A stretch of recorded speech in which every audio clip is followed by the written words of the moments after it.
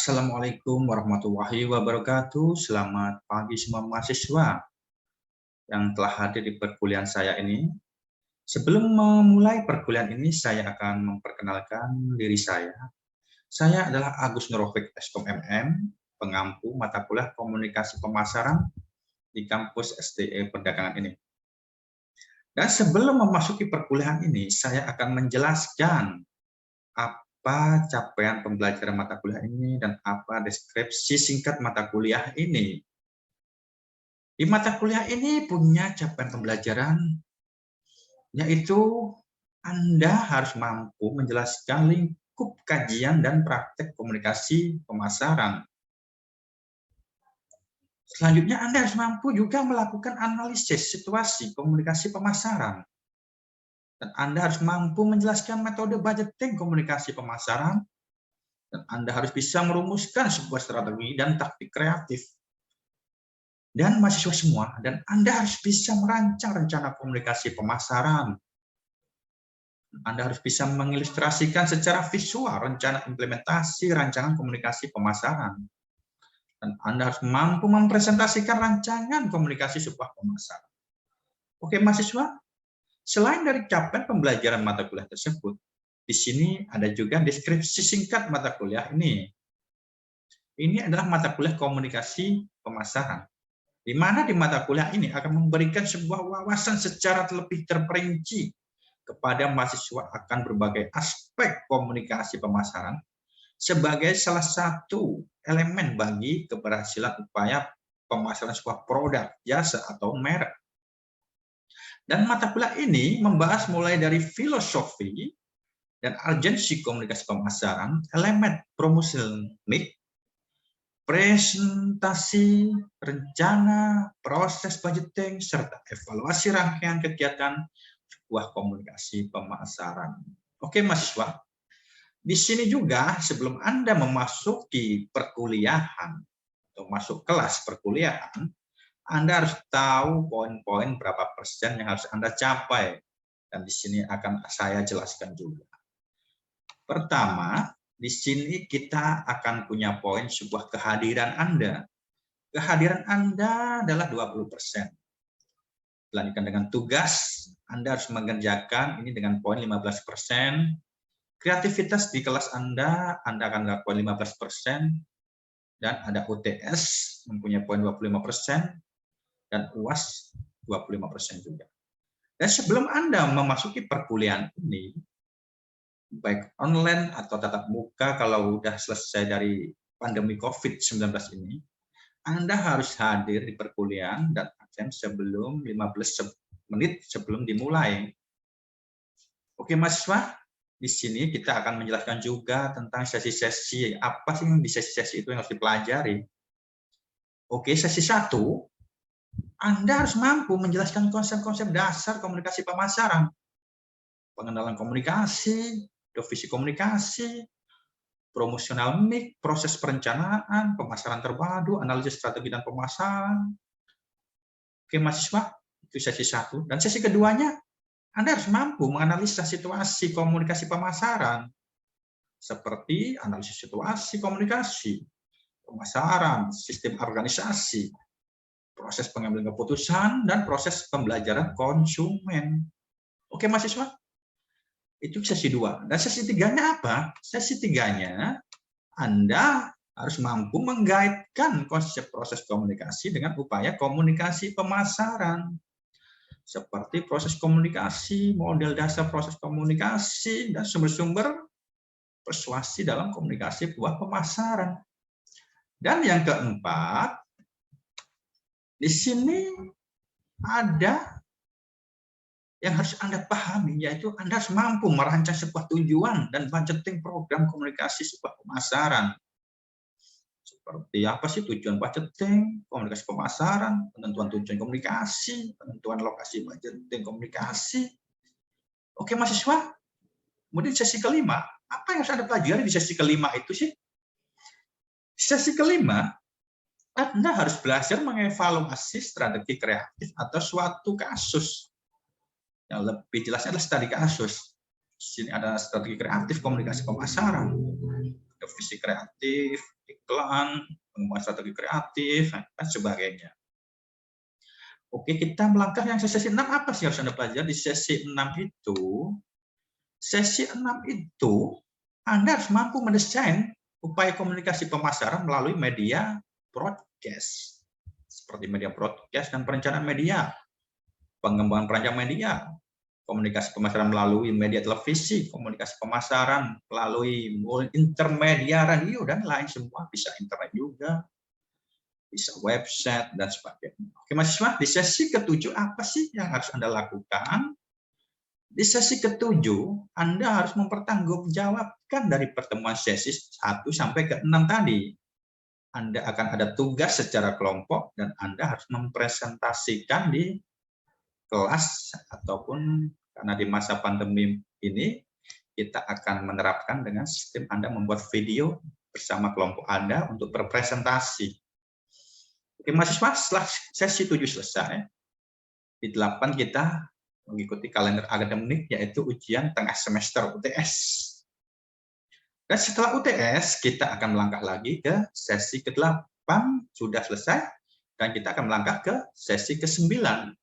Apa sih sesi ke-9 itu? Anda harus mampu mendesain upaya komunikasi pemasaran melalui media cetak, komunikasi pemasaran melalui media internet, koran, dan majalah, dan sebagainya. Oke mahasiswa, di sesi ini kita akan melangkah lagi ke sesi 10. Apa yang harus Anda pahami di sesi 10? Anda harus mampu mendesain upaya komunikasi pemasaran berbentuk support media. Komunikasi pemasaran melalui support media tradisional, support non-tradisional, dan sebagainya. Nanti kita akan jelaskan secara detail di sesi ke-10. Oke, kita akan melangkah ke sesi 11. Apa yang harus Anda pelajari di sesi ini? Sesi ini Anda akan mendesain upaya komunikasi pemasaran melalui direct marketing. Apa sih direct marketing itu? Apa sih direct selling itu? Anda harus paham. Kita akan jelaskan di sesi ke-11. Oke, kita akan melangkah lagi di sesi ke-12. Sesi ke-12, apa yang harus Anda pahami juga? Yaitu, Anda harus mengerti dan mendesain upaya komunikasi pemasaran berbentuk sales promotion. Sales promotion apa sih? Bagaimana jalur diskusinya sih? Oke mahasiswa, setelah sesi 12 kita akan melangkah ke sesi yang ke-13. Apa yang Anda harus pelajari di sesi ke-13 ini? Anda harus mampu mendesain upaya komunikasi pemasaran melalui media digital dan publisitas. Seperti komunikasi pemasaran melalui internet, media sosial, digital, dan public relation. Oke mahasiswa, di sesi 13 kita sudah selesai dan kita akan melangkah ke sesi 14. Di sesi 14 ini, saya harap mahasiswa mampu mengevaluasi efektivitas dan aspek etis program, pengukuran efektivitas dan aspek etis komunikasi pemasaran, pengukuran efektivitas komunikasi pemasaran, aspek etis komunikasi pemasaran.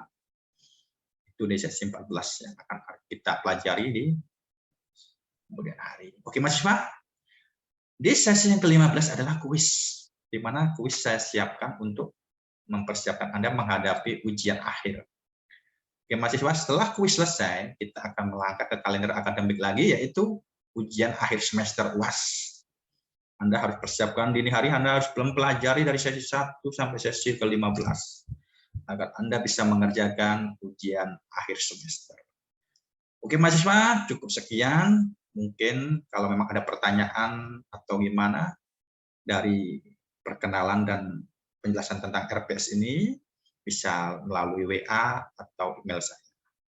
Oke, tetap semangat, selalu belajar dengan serius agar Anda mendapatkan nilai yang Anda harapkan di akhir perkuliahan sesuai dengan harapan Anda. Oke, selamat pagi. Assalamualaikum warahmatullahi wabarakatuh.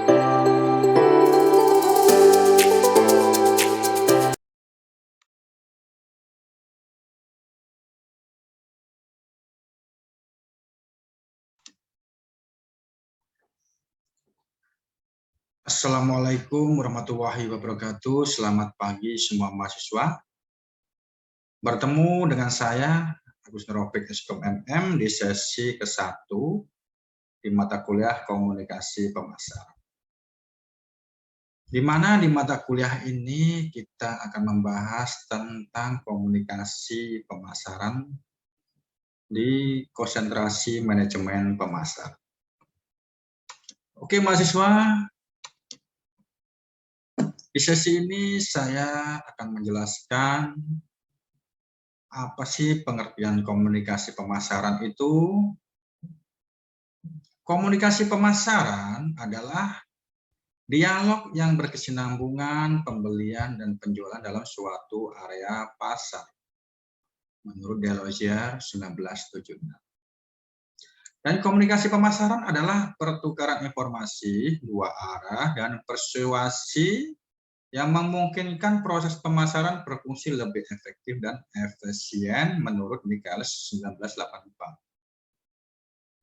Dan komunikasi pemasaran adalah proses menjalin dan memperkuat hubungannya saling menguntungkan dengan karyawan, pelanggan, dan semua pihak yang terkait dengan pengembangan dan mengkoordinasikan program komunikasi strategi agar memungkinkan mereka melakukan kontrak konstruktif dengan perusahaan atau merek sebuah produk melalui berbagai media.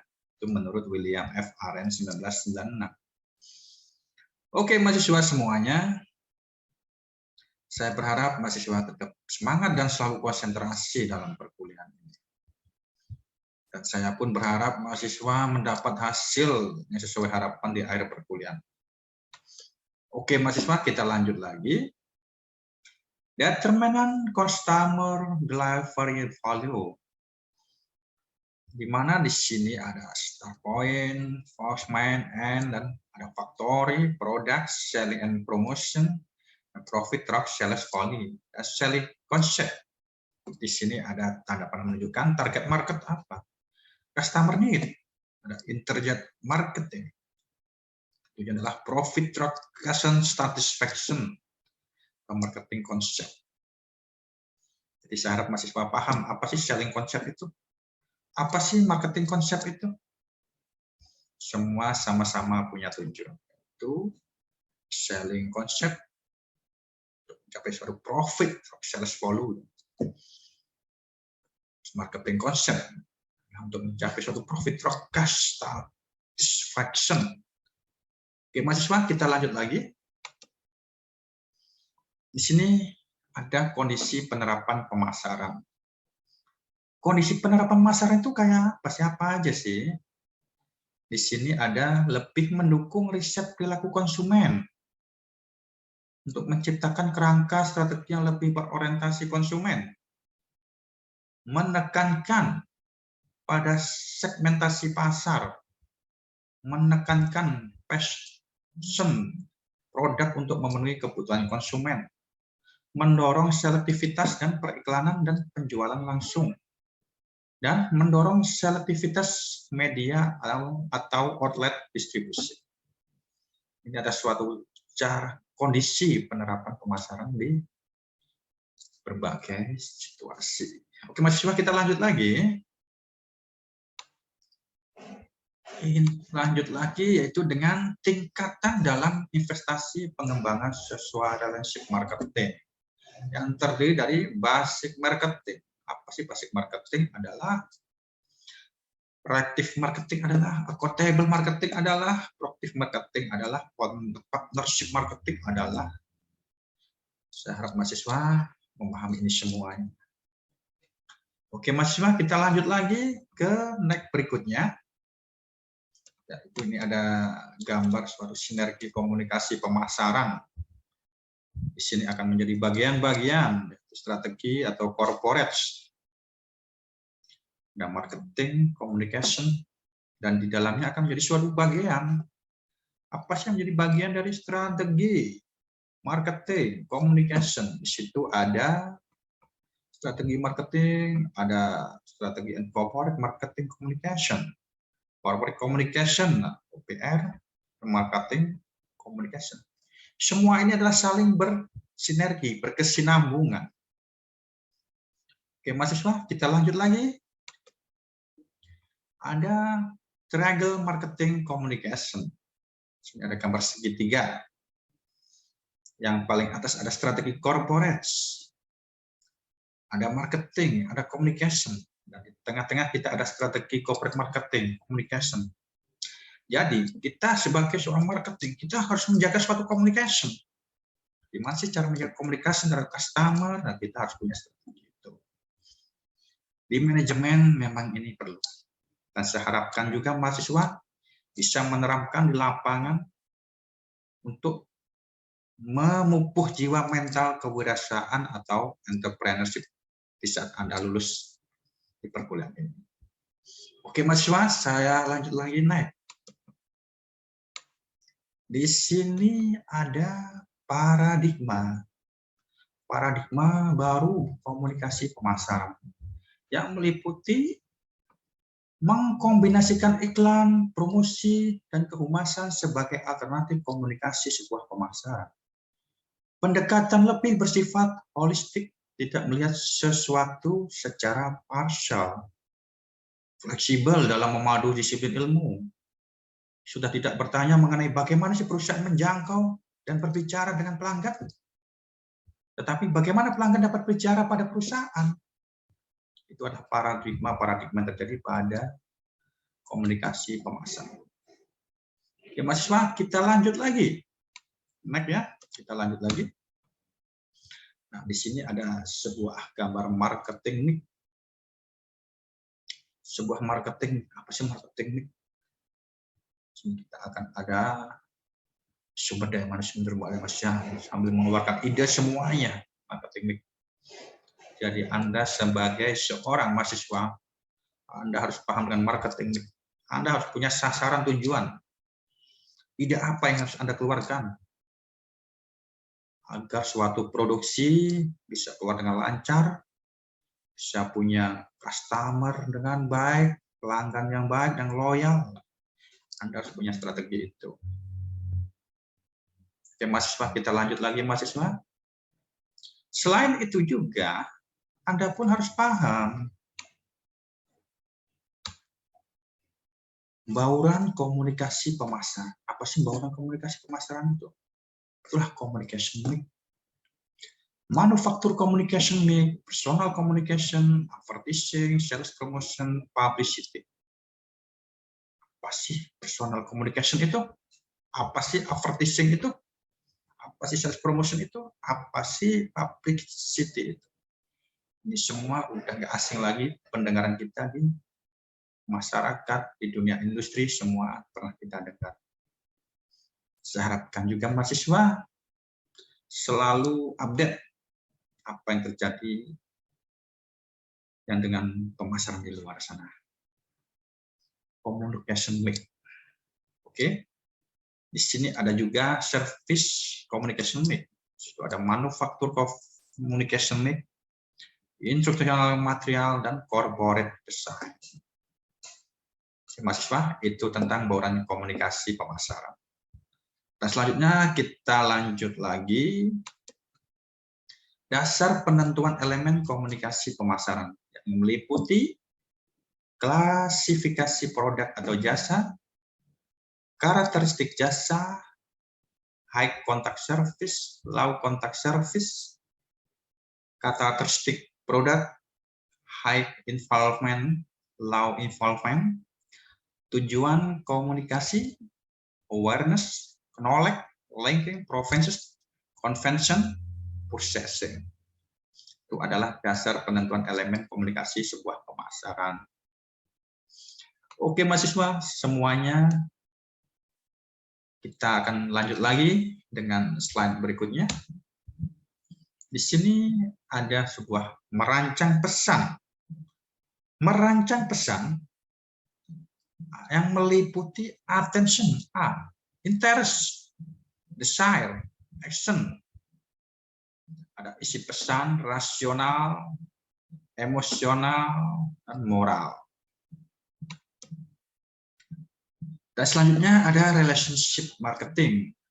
Situ yang meliputi bagian pemasaran konvensional, elemen relationship marketing. Pemasaran konvensional meliputi produk, transaksi penjualan kepuasan pelanggan, salah satu fungsi dan perusahaan, membagi-bagi pasar, sales value, pelanggan massal, semua pelanggan, cenderung monolog, produk passion, teknik promosi, kuantitatif dan proyektif, teknologi dan pemasaran terpisah.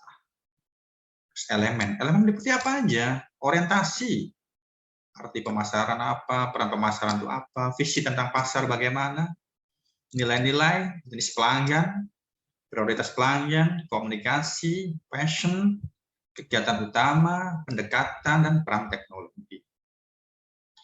Di mana di era mahasiswa semua ini adalah era milenial, di mana Anda harus paham dengan peran teknologi yang sangat berperan sekali di masa ini, apalagi di masa pandemi COVID-19.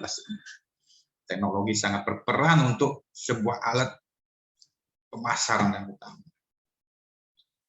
Oke, mahasiswa, dengan teknologi, apalagi di era 5.0 ini, saya di era 5.0, Anda memang harus berhubungan dengan teknologi meskipun Anda seorang manajemen. Kita tidak bisa lari dari situ. Kita akan berhubungan terus dengan teknologi. Begitu juga dengan cara pembelajaran kita hari ini juga. Semua memakai teknologi. Ya, mahasiswa, relationship marketing itu apa aja? Ada pelanggan, menjalin hubungan persahabatan dengan pelanggan, gaya menjalankan bisnis, menciptakan pasar baru, lifetime customer value, pelanggan individual, pelanggan utama, dialog personal dan interaktif, trio passion, kampanye terpadu, kualitatif dan intuitif, dan teknologi dan pemasaran menyatu. Oke, mahasiswa. Itulah sekarang zaman kita adalah zaman Society 5.0. Kita tidak bisa lari dengan teknologi, baik di bidang pembelajaran, bidang pemasaran, maupun bidang bisnis-bisnis lain. Anda harus siap menghadapinya. Dan Anda harus tetap belajar perpaduan antara manajemen teknologi. Kalau Anda paham di situ semuanya, saya yakin Anda akan siap terjun ke dunia usaha, terjun ke dunia industri dengan berbagai tantangan teknologi. Oke, mahasiswa, kita lanjut lagi di slide berikutnya. Ada aspek makro komunikasi pemasaran. Di sini ada EMC, elemen, EMC makro. EMC lebih menekankan pada sisi komersial, konsumen atau pelanggan, fungsi pemasaran, aspek pemasaran, pesan terencana, dan merek produk. Terus elemen apa aja elemen institusi? Ada misi yang diemban, klien sasaran, fungsi yang terlibat, cakupan kerja, penanganan pesan, penanganan cipta, dan reputasi. AMC makro apa? Yang terdiri dari AMC makro terdiri dari memadukan sisi sosial dan komersial. Semua pihak terkait, stakeholdernya, multifungsi, cross-functional, beragam aspek perusahaan, peran terencana dan peran tidak terencana akan menyebar. Merek dan merek corporate brand. Apa sih corporate brand? Merek corporate. Oke, mahasiswa, itulah aspek makro komunikasi pemasaran. Kita lanjut lagi. Nah, di sini ada tema dalam relation marketing yang meliputi pemasaran laksana perjalanan menuju bulan. Pemasaran adalah menciptakan pasar, bukan membagi-bagi pasar. Pemasaran adalah proses, bukan taktik promosional. Pemasaran bersifat kualitatif, bukan kuantitatif. Pemasaran adalah tugas setiap orang. MC Kena. Itu adalah tema dalam relation marketing. Oke, mahasiswa, kita lanjut lagi di next selanjutnya. Pemasaran citra. Citra atau image adalah seperangkat keyakinan, gagasan, dan kesan yang dianut seseorang tentang sebuah objek. Terus ada pemasaran citra. Pemasaran citra lebih mengupayakan agar nama dan reputasi perusahaan atau produk serta persepsi publik semakin positif. Selanjutnya ada dua hal pokok dalam pemasaran citra. Ada what they think, how they think. Ada dua macam ya. Oke, mahasiswa, itu tentang pemasaran citra. Ya, mahasiswa semua, di sesi 1 ini mungkin saya kira cukup. Dan kalau memang ada pertanyaan yang harus Anda pertanyakan ke saya, silakan. Melalui WA bisa, melalui email saya juga bisa. Oke, mahasiswa, saya berharap mahasiswa tetap semangat dan selalu konsentrasi dalam mengikuti perkuliahan sesi demi sesi, agar Anda selalu mendapatkan nilai yang Anda harapkan di akhir perkuliahan yang bagus. Oke, mahasiswa, selamat pagi.